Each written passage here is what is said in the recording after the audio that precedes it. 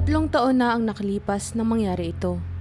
Noong panahong iyon, naninirahan ako sa isang inuupahang bahay habang nagbabakasyon para bisitahin ang aking kapatid. 6 na oras ang layo ng tirahan niya mula sa akin, kaya bihira kaming magkita. Isa pa, maliit lang ang kanyang apartment na may isang silid tulugan. Kaya, kailangan kong maghanap ng ibang matutuluyan kapag bumibisita ako sa kanya. Ang bahay na inupahan ko ay malapit sa apartment ng kaibigan ko at kapareho rin ang presyo sa mga hotel sa paligid. Kaya, madali ang naging desisyon ko na doon tumira. Dumating ako sa bayan ng maaga at nagkita kami ng kapatid ko para sa tanghalian. Pagkatapos, bumili ako ng mga grocery at nakabalik sa inuupahan mga bandang 5:00. Hindi gaanong magara ang bahay. Maroon lang itong sofa, TV at kama. Pero ayos na ito sa presyo. Nagpuyat ako hanggang 9:00 bago humiga sa kama. Pagod na pagod ako sa maghapon at gusto kong matulog ng mahaba. Matagal akong gising bago tuluyang nakatulog matapos ang 1 oras. Nagising ako sa kaligitnaan ng gabi at sobrang dilim na ng kwarto. Bago ko pa man masilip ang oras, nakarinig ako ng mga yabag sa labas ng kwarto na para bang may naglalakad sa pasilyo at nagpatuloy sa pagsara ng pinto. Kasunod, ang katahimikan. Nanigas ako sa kama, nakahiga at nakatitig sa dilim. Makalipas ang 1 minuto na walang tunog, bumangon ako at sumilip sa pasilyo. Sa dulo, tanaw ko ang pintuan sa harap at alam kong iyon ang narinig kong isinara. Pero di ko alam kung nandun pa ba siya sa loob o nakaalis na. Dahan-dahan akong naglakad sa ibang mga kwarto pero wala akong nakitang tao. Ang tanging palatandaan na may tao roon ay ang pintuan sa harap na bukas. Walang bakas na mga yapak o anuman na nawawala. Matapos kong siguraduhing nakakantado na lahat ng pinto, tumawag ako sa 911. Dumating naman agad sila pero wala silang masyadong ginawa maliban sa paalala na siguraduhing nakakandado lahat ng pinto at kontakin ng may-ari. Hindi sila nagbigay ng sapat na aksyon para mag-imbestiga. Nagpuyat ako buong gabi at hinintay ang umaga. Hindi na ako makatulog. Kinaumagahan, tumawag ako sa may-ari ng inuupahan at ikinuwento ang nangyari. Nagkita kami ng kapatid ko sa labas pagkatapos. Sinabi ng may-ari na pinalitan niya ang pin code ng pinto, na medyo nagbigay sa akin ng ginhawa. Lumabas ako buong araw at nakipagkita sa kapatid ko para sa hapunan at ilang inumin. Bumalik ako sa inuupahan bandang 8:00 o 9:00 ng gabi.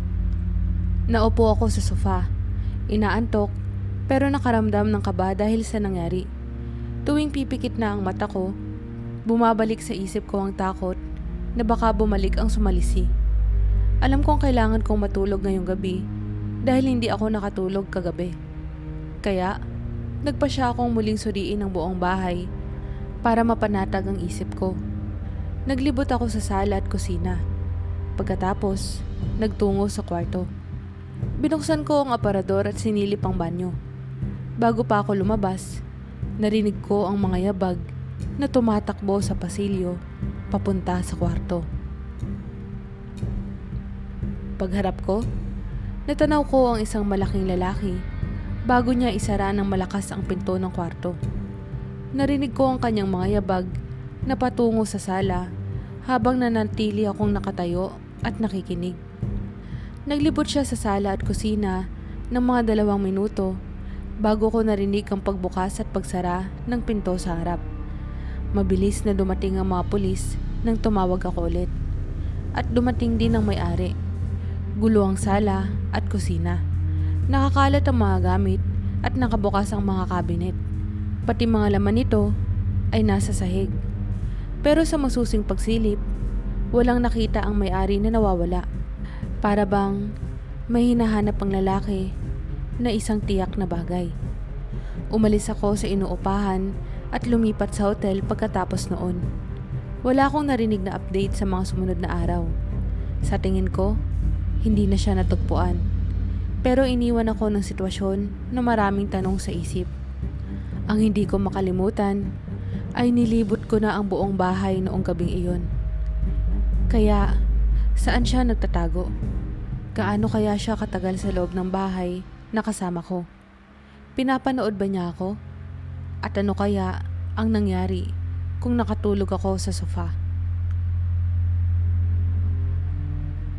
22 years old ako noong nangyari itong kwento ko. Nakatira sa isang maliit na bahay na may isang kwarto lang sa pinakamurang part ng syudad namin. Isang Biyernes ng gabi, pagkatapos ng trabaho, nag-online ako para maglaro kasama ang mga kaibigan ko. Ang gabing iyon ay perpekto para sa pagpupuyat dahil sa malakas na ulan sa labas at walang pasok kinabukasan. Naglaro kami ng mga 2 oras bago ako makarinig ng biglaang tunog na nagpatigil sa akin saglit. Parang may bumagsak sa itaas. Ang una kong inisip ay baka may tumutulo sa bubong dahil sa ulan. Kaya, umakyat ako para tignan. Ang tanging mga kwarto sa itaas ay ang kwarto ko at isang maliit na banyo. Pero, walang senyales ng tagas. Bumaba ako ulit at nagpatuloy sa paglalaro online. Naglaro pa ako ng matagal at natapos lang nang mag-2:00 na ng madaling araw dahil natulog na ang lahat ng kalaro ko. Pinatay ko ang lahat ng gamit at naupo sa sofa. May dalang snacks habang nanonood ng YouTube sa phone. Makalipas ang 10 minuto, narinig ko ulit ang isang tunog. Mula na naman ito sa itaas, pero parang mahina at tunog na parang galing sa bubong. Inikot ko ulit ng mas maigi ang kwarto at banyo. Pero wala akong nakita. Hindi rin ito tunog ng kulog dahil naramdaman ko ang pader na parang may bumangga talaga. Pagkatapos ng 10 minutong pag-iikot, desidido akong alamin kung ano iyon. Kaya, nagsuot ako ng sapatos at lumabas sa ulan para tingnan kung may makikita akong kakaiba sa labas. Noong una, wala akong napansin. Pero pagkatapos, ay nakita ko ang isang sanga ng puno na malapit sa gilid ng bahay. Malaki at matibay ang sanga. Mga 3 o 4 na talampakan ang layo mula sa pader. At kahit na umuulan, hindi ito masyadong gumagalaw. Habang tinitingnan ko ito, napansin ko na may maliit na bintana sa bahay na natatakpan ng puno. Mas mataas ito kaysa sa bintana ng kwarto ko. Kaya napaisip ako na baka attic yun. Hindi ko alam na may attic pala sa bahay na ito. Ang hatch ay hindi pansin sa unang tingin at ang bubong ay hindi matarik kaya parang walang lugar para sa isang attic. Pumasok ako sa loob na puno ng kuryosidad at hinanap ang pintuan papunta sa attic. Pagkaraan ng ilang minuto, nakita ko ito sa loob ng closet sa kwarto ko. Maliit ito at halos kapantay ng kisame na may maliit na puwang lang kung saan ito nabubuksan. Tumayo ako sa isang kahon at binuksan ito at bumaba ang kalawangin na hagdan. Bigla akong sinalubong ng amoy na bulok, kasunod ang isa pang tunog. Mula sa ibaba, kita kong napakababa ng attic, mga 2 talampakan lang ang taas. Dahan-dahan akong umakyat at sinilip ang loob nito. Parang mahabang madilim na lugusan. At sa dulo, malapit sa bintana, ay may nakita akong figura na nakaapat at nakatingin diretso sa akin. Halos mahulog ako sa hagdan sa gulat at agad na bumaba para tumakbo palabas. Narinig ko ang kaluskos habang kinukuha ko ang phone at lumabas ng bahay. Tumawag ako sa 911 habang nasa daan. Dumating agad ang mga pulis at naaresto ang lalaki na isa palang palaboy. Ayon sa kanila, umakyat siya sa puno papunta sa bintana at nakapasok. Nanatili roon ng 1 linggo na hindi ko man lang namalayan. Halos hindi ako makapaniwala sa nangyari. Umalis agad ako sa bahay na iyon at mula noon, palaging sinusuri ang mga attic sa bawat bahay na tinitirhan ko. Pero ang hindi nawawala sa isip ko ay ang itsura ng lalaking yun sa dulo ng atik. Nakaluhod at nakatingin sa akin na may halong takot at galit sa kanyang mga mata.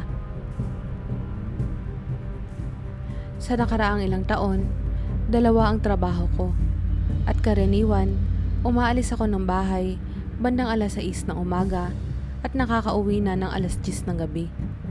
Pag uwi ko, ang routine ko ay maligo at maganda para matulog. Pero isang gabi, habang naliligo ako, may narinig akong kaluskos na parang nasa labas lang ng pinto ng banyo. Mabilis akong lumabas para tingnan. Pero wala akong nakita, kaya iniisip ko na lang na baka tunog lang ng bahay. Natapos ko ang pagligo at humiga na sa kama. Buong gabi, patuloy kong naririnig ang mga kakaibang tunog sa loob ng bahay. Parang mga tunog ng kahoy na umuuga, na para bang sobrang lakas ng hangin sa labas kahit wala namang hangin. Sa kalagitnaan ng gabi, bumangon pa ako at inikot ang buong bahay para alamin kung saan nanggagaling ang mga tunog. Pero wala akong nakita. Kinaumagahan, pagod na pagod ako at nagtuloy sa trabaho nang kape lang ang laman ng tiyan para manatiling gising. Pag-uwi ko kinagabihan, sobrang pagod at antok na ako at tumaasang makakatulog ng mahimbing. Umakyat agad ako at nagtungo sa banyo. Pero bago ako makaligo, narinig ko ulit ang tunog sa labas ng pinto ng banyo. Sigurado akong may dumaan sa tapat at pumasok sa kwarto ko. Parang imposible, pero parang may gumalaw sa kwarto ko. Kahit kinakabahan, naglakas loob akong silipin ito. Pero wala akong nakita. Inikot ko ang buong bahay at sinilip ang bawat kwarto. Pero iniisip ko na baka sa dingding o ilalim ng sahig nanggagaling ang tunog. Naligo ulit ako at natulog bago maghating gabi. Pagkagising ko, alam kong may mali. Madilim pa at tahimik ang buong bahay. Hindi ko alam kung ano ang gumising sa akin. Pero naramdaman ko na may kinalaman ito sa mga tunog na naririnig ko. Sinilip ko ang pinto at may nakita akong anino na gumalaw sa ilalim ng siwang. Bigla akong bumangon at nakatitig sa pintuan habang naririnig kong lumalakad ito papalayo at pababa ng hagdan. Natakot ako at nandigas, pero sa sobrang takot, nagawa kong bumangon at buksan ang pinto. Sa dulo ng pasilyo, may nakita akong silweta ng isang lalaki. Ang mga mata niya ang pinakamalinaw na naalala ko. Punong-puno ng galit at kaba. Agad kong sinara at nilakang pinto. Narinig kong bumaba ang mga yabag niya sa hagdan at makalipas ng 30 segundo, narinig kong lumabas siya ng bahay.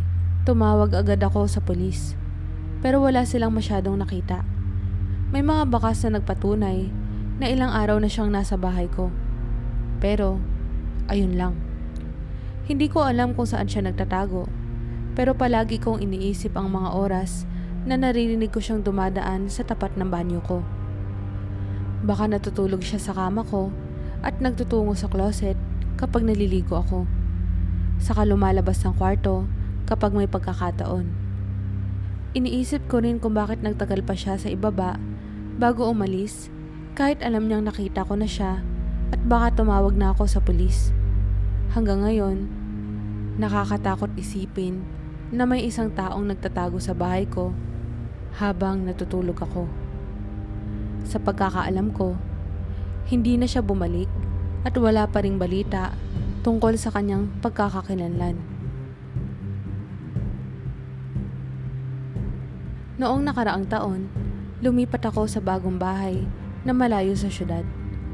Dahil work from home ang bago kong trabaho, wala na akong dahilan para manatili sa masikip at mahal na syudad. Sa mga unang buwan, nasiyahan ako sa lugar, lalo na at malayo ito sa ibang tao. Pero isang hapon sa karaniwang araw, may kumatok sa pintuan ko. Ito ang unang beses na may pumunta sa pintuan simula nang lumipat ako. Kaya, medyo nabigla ako. Binuksan ko ang pinto at nakita ang isang matandang lalaki na medyo may edad na. Ginitaan ko siya at tinanong, "Ano pong may tutulong ko sa'yo?" Akala ko isa siyang kapitbahay. Pero sa halip na sumagot, tumingin siya sa gilid at sinilip ang loob ng bahay ko na parang tinitingnan kung may ibang tao sa loob. Dahil sa kakaibang kilos niya, isinara ko ng bahagya ang pinto at tinakpan ito ng katawan ko. Wala siyang sinabi at umalis lang. Naglakad pababa ng kalsada hanggang sa sumakay sa isang nakaparadang kotse at umalis. Para sa akin, iyon ang pinakakakaibang encounter na naranasan ko at hindi ko alam kung paano ito iisipin. Kinagabihan, nagpa siya akong maghapunan sa bahay para masiguradong hindi na siya bumalik. Naisip ko rin kung tatawag ba ako sa pulis para mag-ulat, pero naisip ko na baka maging katawa-tawa lang ito dahil sa isang lalaki lang na kumatok at wala namang ginawa. Bandang 9:00 ng gabi, binuksan ko ang TV para mag-relax bago matulog. Habang nakaupo sa sofa, may narinig akong boses sa labas. Pinatay ko agad ang TV at nakinig. Hindi ko ito marinig ng malinaw, pero sigurado ako na may dalawang tao na nag-uusap sa likod ng bakuran ko. Dali-dali akong pumunta sa bintana sa likod at binuksan ang kortina. Sa malayo, nakita ko ang dalawang tao na naglalakad sa bakuran. Ang isa ay may hawak na mahabang bagay, pero hindi ko makita ng malinaw ang isa pa. Dumaan sila sa pagitan ng mga puno sa bakuran ko, hanggang umabot sa gilid ng bahay. Lumipat ako sa gilid ng bintana para tignan kung nasaan sila. Pero nawala na sila sa paningin ko at tumigil na rin ang kanilang usapan. Sinilip ko lahat ng bintana pero hindi ko na sila makita o marinig. Biglang may kumatok ng malakas sa pintuan sa harap na nagpagulat at nagpatayo ng balihibo ko. Dahan-dahan akong lumapit at sumilip sa peephole. Isang lalaki na nakaitim na damit at may sombrero na tumatakip sa kanyang mga mata ang nakita ko. Sigurado akong isa siya sa mga lalaki na nakita ko sa likod. Pero nasaan ang isa pa? Sumigaw ako. "Anong kailangan nyo?" Akala ko na matatakot sila pag nalaman nilang na nasa loob ako. Tumayo lang ang lalaki sa may pintuan at tumingin sa gilid ng bahay. Tapos, bumalik ang tingin sa pinto. Makalipas ang ilang segundo, lalo akong kinabahan dahil sa kakulangan ng sagot. Bumalik ako sa sala para kunin ang telepono at tawagan ng pulis. Pero biglang may narinig akong malakas na tunog ng basag, kasunod pa ng isa pa. Tumingin ako sa hallway at nakita ang isang lalaki na may hawak na pala na pinupokpok ang pintuan sa likod. Nagkatinginan kami saglit, tapos tumakbo siya palayo. Sa sobrang takot, hindi ko agad alam kung tatawag ba ako sa pulis o magtatago. Ang tamang gawin ay parehong magtago at tumawag. Pero naputol ulit ang iniisip ko nang marinig ko ang tunog ng pagbasag sa bintana sa gilid. Kinuha ko ang phone at nagdial ng 911 habang tuloy-tuloy ang pagbasag sa bintana. Pero nang sinagot na ng pulis, bigla na lang tumahimik ang lahat at nanatiling tahimik hanggang dumating ang mga pulis. Pagdating nila, nagulat ako sa biglaang gulo sa labas.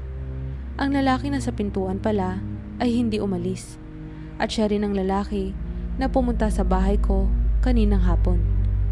Nang hulihin siya ng pulis, tumanggi siyang magsalita tungkol sa kasama niya. Paulit-ulit niyang itinatanggi ang lahat kahit kitang-kita ang mga basag at bitak sa mga pinto at bintana. Nakakainis pakinggan at kahit ilang linggo na ang lumipas, hindi pa rin niya ipiniliwanag kung bakit siya pumunta sa bahay ko 2 beses sa araw na iyon o kung sino man ang kasama niya. Hanggang ngayon, hindi pa rin malinaw kung ano ang motibo nila. Kaya, nakakatakot pa rin isipin. Bakit gustong-gusto nilang pumasok at ano ang papel ng lalaking nasa pintuan? Makalipas ang ilang buwan, lumipat ako ng bahay at umaasa na hindi ako ang habol nila o sana hindi na nila ako hanapin pa. Gumamit ako ng isang app kung saan pwedeng magbenta, bumili, magtrabaho, mag-hire, mag-rent at kahit na ano pa para ibenta ang isang office chair na hindi ko na kailangan. Hindi ito sira o may damage at halos hindi rin nagamit. Pero hindi ko na talaga ito kailangan. Pagkalipas ng ilang araw, may nag-message sa akin na lalaki na interesado sa upuan. Nag-usap kami saglit sa telepono at mukhang mabait naman siya. Pumayag siyang bilhin ito sa presyo na hinihingi ko. Kaya parang okay na ang lahat. Nagkasundo kaming magkita sa parking lot ng isang Walmart para nasa public place kami. Dumating ang araw ng Biyernes, hapon yun. Tinawagan ko ang lalaki para sabihing papunta na ako. Dumating ako sa Walmart sa tamang oras. Sinabi niyang kulay gray ang kotse niya at Honda Civic, na napaka-generic na information. Alam niya rin kung anong sasakyan ang dala ko. Kaya, umaasa akong makita niya ako at lumapit. Pero lumipas ang oras at wala pa rin siya. Nag-text ako at pagkatapos ng ilang minuto, tumawag na rin ako. Pero hindi na siya sumasagot. Halos isang oras ako naghintay sa parking lot. Pero nang magdilim na, nagpa siya akong umuwi na lang. Habang pauwi, inis na inis ako dahil nasayang lang ang oras ko nang wala sa dahilan. Pero sa kalagitnaan ng biyahe, napansin kong may kotse na nasa likod ko nang matagal-tagal na. Kinabahan ako. Pero nang pumasok ako sa street namin, lumiko ito at nawala na. Pagpasok ko sa bahay, inilapag ko ang phone at mga gamit ko sa counter at lumabas para kunin ang upuan sa kotse. Habang naglalakad ako sa kalsada, may kotse na pumarada sa tapat ng bahay ko. Hindi ko sigurado, pero parang ito ang kotse na sumunod sa akin kanina. Kulay dark red ito at parang 15 taon na ang tanda. May kalawang sa paligid. Mabilis kong kinuha ang upuan mula sa kotse at pumasok sa loob. Sinara ang garahe at nilak lahat ng pinto. Sumilip ako sa bintana at nakita kong nakaparada lang ang kotse sa harap ng bahay ko. Umaandar pa rin. Sinuri ko ang phone ko para tignan kung nag-reply ang lalaki. Pero wala pa rin. At doon na talaga ako kinabahan. Pagkalipas ng isang minuto, narinig ko ang pagbukas at pagsara ng pinto ng kotse. Sumilip ulit ako sa bintana at may nakita akong taong nakaitim na nakatayo sa tabi ng kotse. Pero nakaharap sa bahay na parang ini-inspeksyon ito. Agad kong sinara ang blinds at tumawag sa 911. Ipinaliwanag sa operator na may kahina-hinalang lalaki sa labas ng bahay ko at sa tingin ko, sinundan niya ako pauwi. Sinabi nilang may papunta ng pulis. Kaya, nagpasalamat ako at binaba ang tawag. Sumilip ulit ako sa bintana, pero wala na ang lalaki. Bumilis ang tibok ng puso ko habang iniikot ko ang bahay at sinilip ang bawat bintana. Pagdating ko sa likod ng pinto, doon ko siya ulit nakita. Nasa loob siya ng bakuran at nakatingin pataas sa bahay. Hindi ko alam kung anong ginagawa niya. Pero sobrang nakakatakot at ang nasa isip ko ay baka tangkain niyang pumasok sa loob. Maya-maya, nagsimula siyang maglakad papunta sa gilid ng bahay. Bumalik ako sa harap ng bintana para tignan kung babalik siya sa kotse. Pero hindi na siya nagpakita. Sinilip ko ang bawat bintana, pero ilang minuto lang, dumating na ang mga pulis. Nandun pa rin ang kotse sa labas ng bahay ko. Pero wala na ang lalaki. Ang mas nakakatakot pa, walang laman ang kotse. Walang papel o fingerprint sa loob o labas nito. Ayon sa pulis, binili ang kotse mula sa junkyard ilang taon na ang nakalipas at iyon na ang pinakabagong record nila tungkol dito. Pareho kami nagulat ng mga pulis dahil bigla na lang naglaho ang lalaki. Iniwan ang kotse at walang senyales na nagtangkang pumasok. Sigurado din kami na siya ang lalaking nakipag-usap sa app na ginamit ko at ang gamit ay isang email account na hindi na matrace. At sinundan ako mula sa parking lot ng Walmart hanggang sa bahay ko. Ilang buwan na rin ang nakalipas mula noon, pero nag-aalala pa rin ako. Kasi bakit pa siya mag-aaksaya ng oras para inspeksyonin ang buong bahay kung hindi siya babalik balang araw para ituloy kung ano man ang balak niya.